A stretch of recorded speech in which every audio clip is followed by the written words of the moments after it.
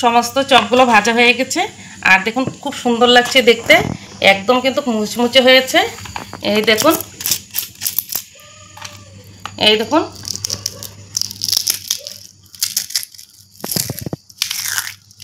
এই দেখুন খুব সুন্দর হয়েছে মুচমুচে, আর দেখতে যত সুন্দর লাগছে আর খেতেও কিন্তু অসাধারণ লাগবে।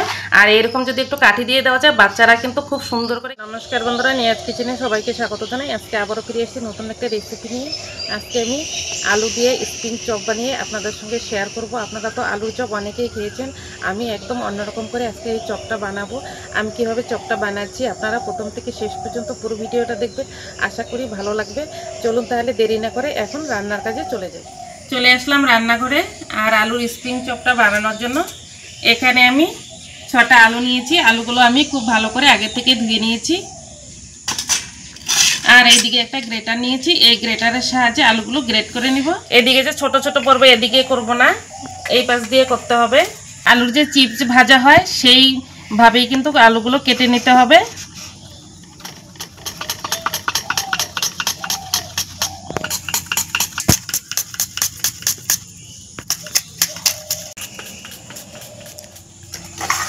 আলুগুলো এইভাবে পাতলা পাতলা করে গ্রেট করে নিয়েছি। এখন এগুলোতে আমার কাঠি লাগবে, তার জন্য আমি নারকেলের কাঠি নিয়েছি 4টে, এরকম ছোট ছোট করে কেটে নিয়েছি। এখন এখান থেকে আমি একটা নারকেলের কাঠি নিয়ে নেব, নিয়ে আর আলুর একটা করে পাতলা আলুর চিপস একটা নিব, নিয়ে এইভাবে গেঁথে নেব। কাঠি দিয়ে এইভাবে একটা করে আলু নিব, নিয়ে এইভাবে গেঁথে দিব।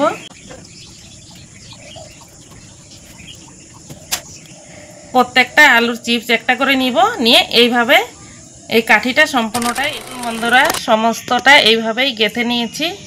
আর দেখুন কত সুন্দর লাগছে দেখতে, এই দেখুন। আর এই আলুগুলো কিন্তু কাটার আগেই গোটাতেই ধুয়ে নিতে হবে, আর কাটার পরে কিন্তু ধোয়া যাবে না। এই দেখুন গেঁথে নিয়েছি, খুব সুন্দর লাগছে দেখতে।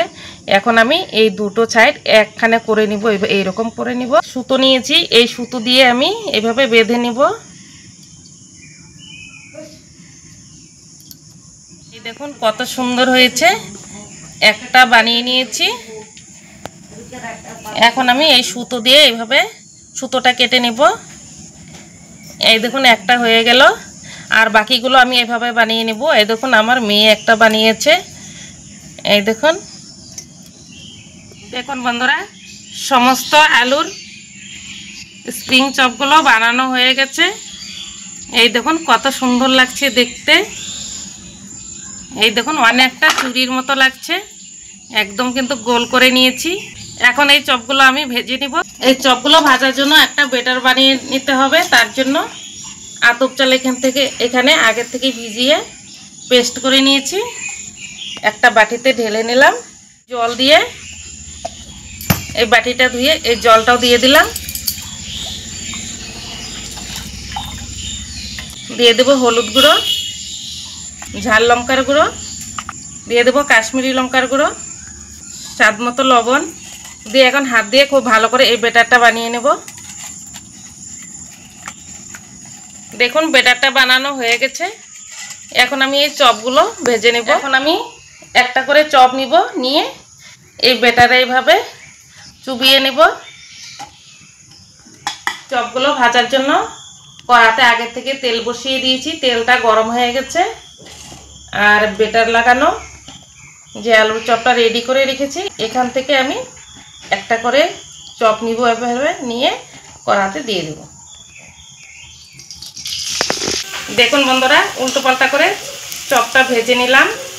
এই দেখুন ভাজা হয়ে গেছে, আর এই দেখুন কত সুন্দর লাগছে দেখতে। আর বাকি চপগুলো আমি এইভাবে ভেজে নিই। দেখুন বন্ধুরা সমস্ত চপগুলো ভাজা হয়ে গেছে, আর দেখুন খুব সুন্দর লাগছে দেখতে, একদম কিন্তু মুচমুচে হয়েছে। এই দেখুন, এই দেখুন,